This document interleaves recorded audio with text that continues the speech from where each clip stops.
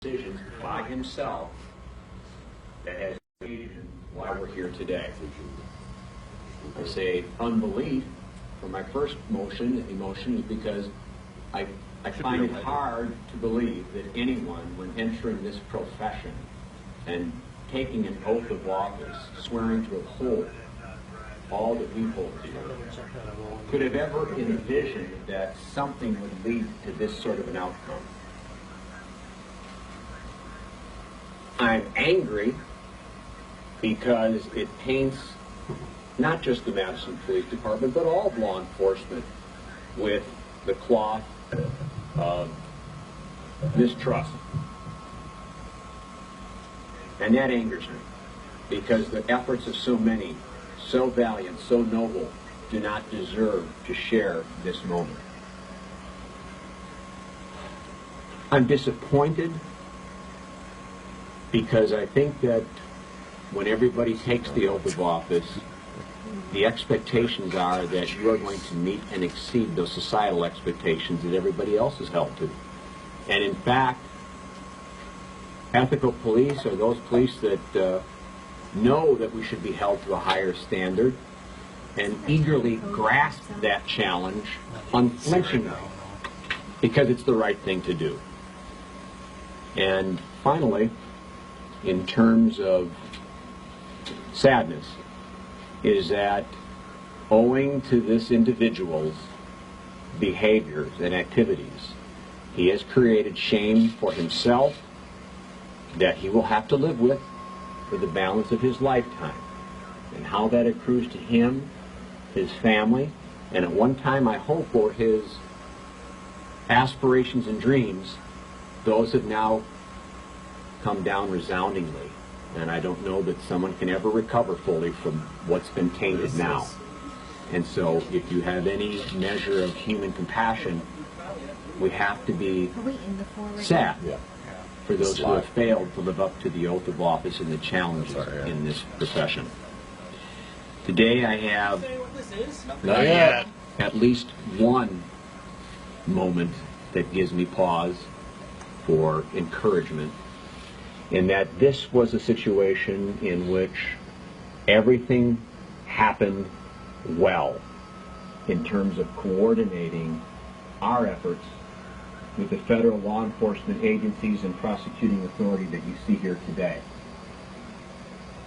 Some months ago, owing to an ATF operation, we got some preliminary word that a Madison police officer may be complicit with looking at planning unlawful acts with some convicted felons. And of course, when that was brought to my attention, I immediately told my professional standards section to waste no time, ensure that that be vetted, because there are an awful lot of spurious allegations about the police, and we want to be mindful of their due process rights as well. But we immediately embarked upon our initial contacts through the ATF, asking them to continue pursuit of that lead. Subsequently to that, there was also some indicia that it may involve some form or measure of some degree of influencing public corruption, so that it made only natural course of consequences that the FBI also be brought in, because that is what they do and they do it well.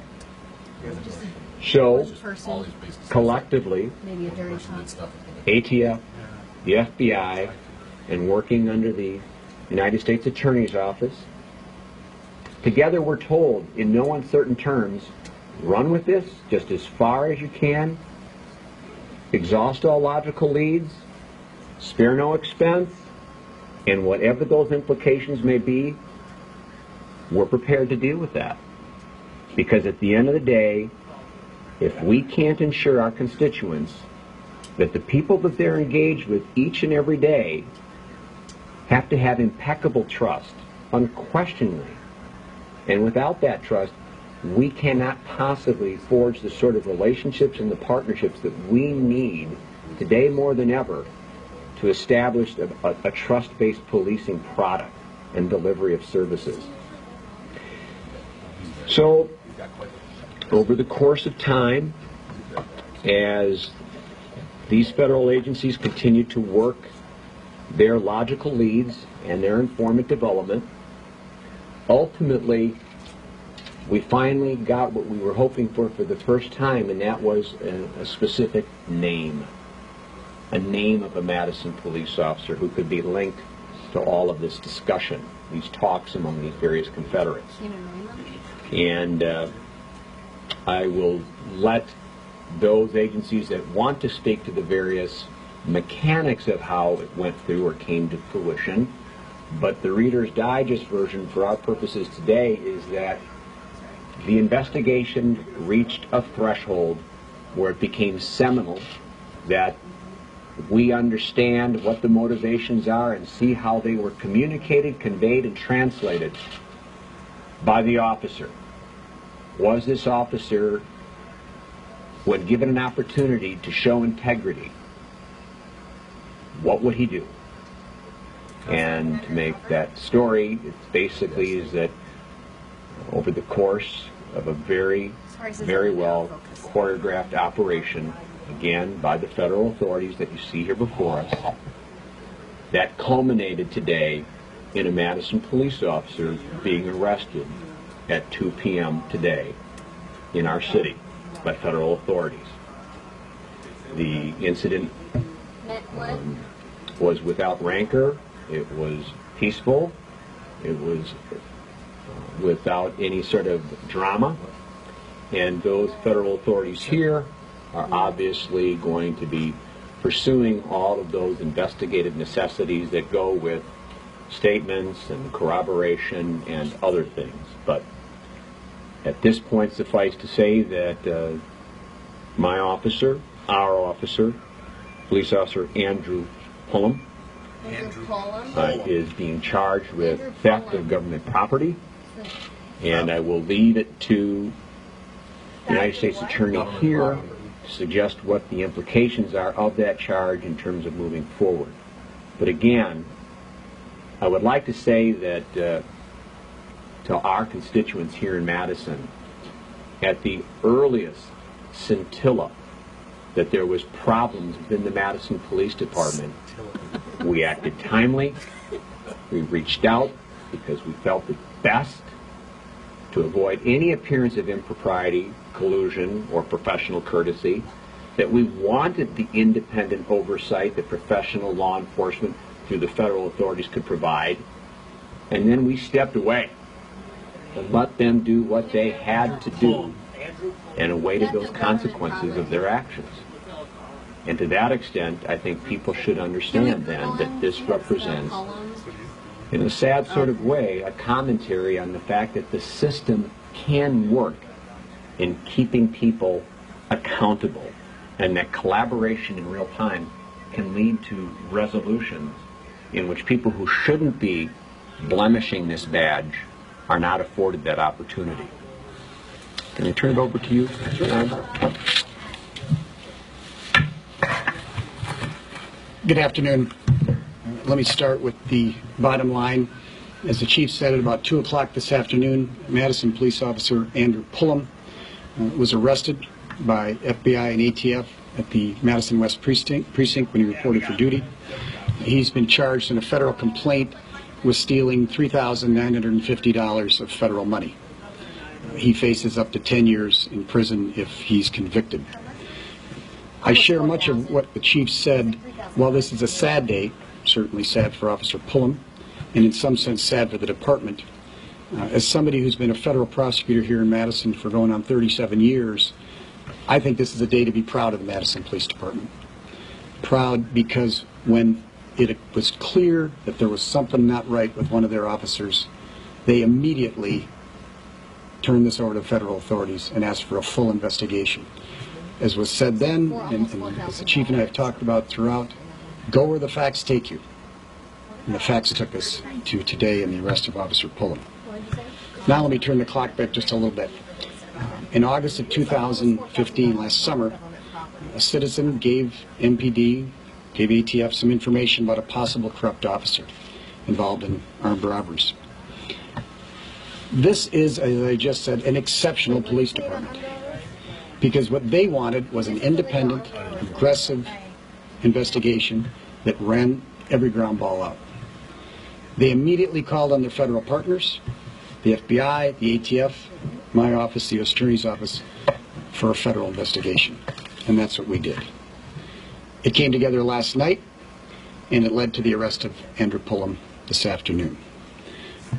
In a moment, when we're done here, we'll give you a copy of the complaint, so you'll have all these facts that are on the public record now that have been filed in federal court. What I want to do, though, is briefly summarize the events of last night so you can see how really, really good work ATF, FBI, and the Madison Police Department brought this to a conclusion. Before doing that, I want to emphasize one point. Nothing in this investigation, no evidence at any time, has led us to think that Officer Pullen was anything other than a lone bad apple. We have no evidence to suggest at this point that he was connected to any of your officers, that there's anybody in this proud department who was connected to his criminal activity. Called him a bad apple. I believe the evidence will show that he acted alone in this criminal conduct.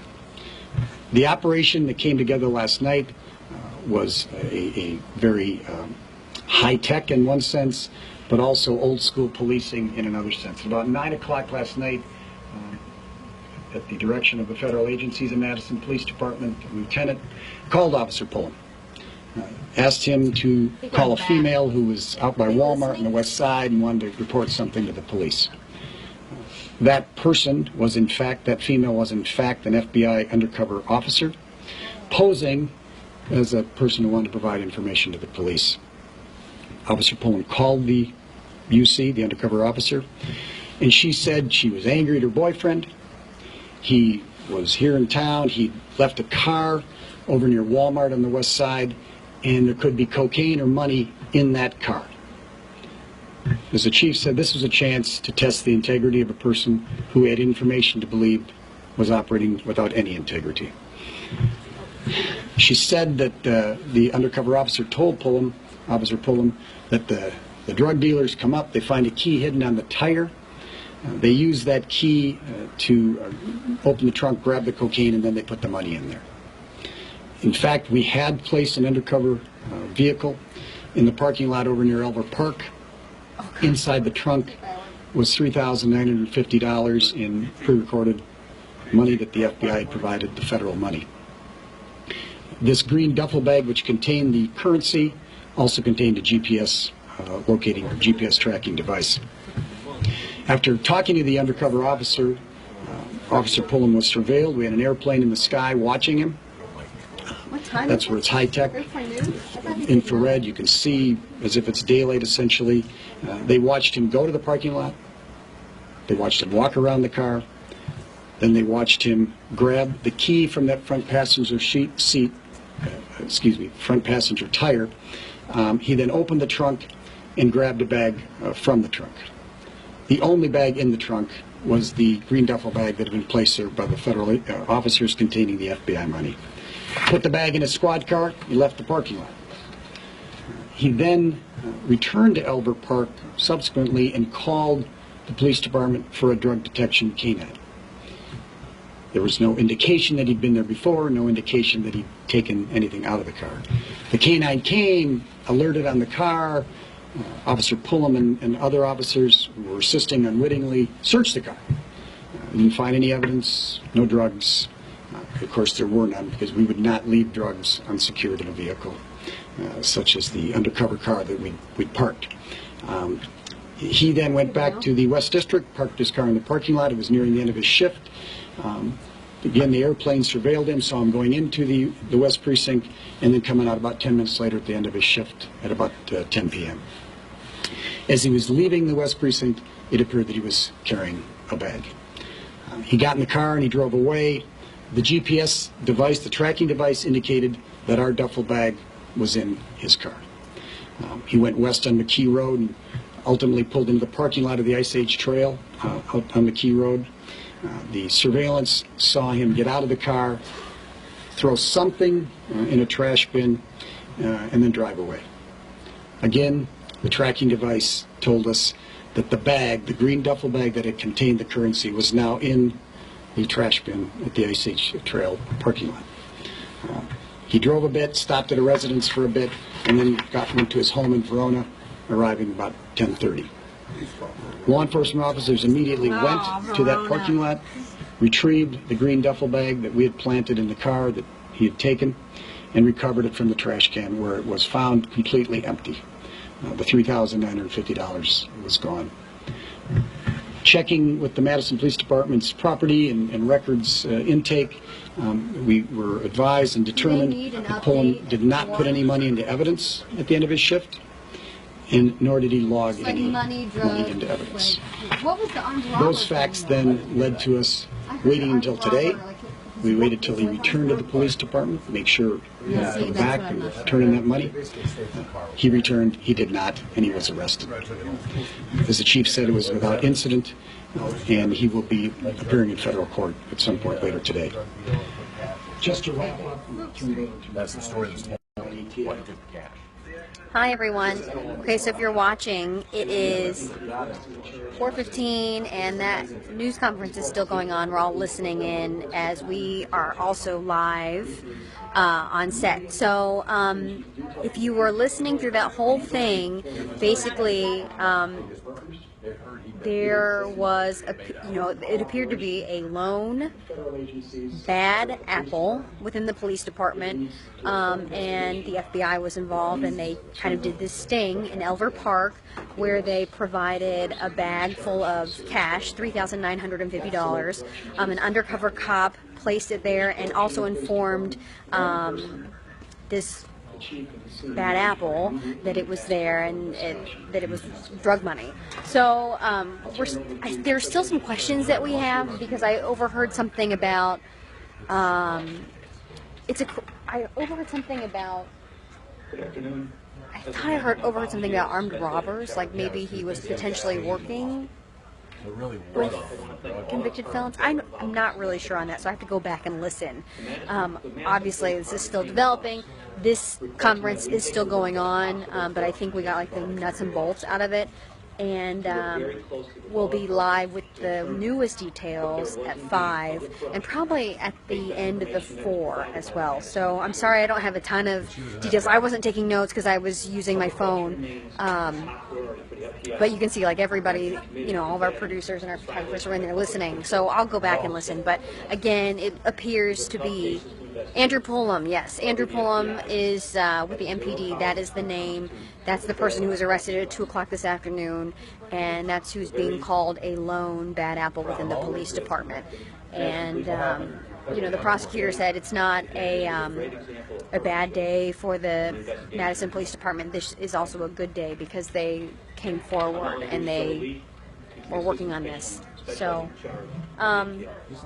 anyway, we will have the latest details, and thanks for watching. Sorry, I'm reading all these notes as they're coming in. But we will have the latest updates for you, probably in the 4 and also in the 5, and of course the 6. But we're in our 4 o'clock newscast now. So thanks for watching.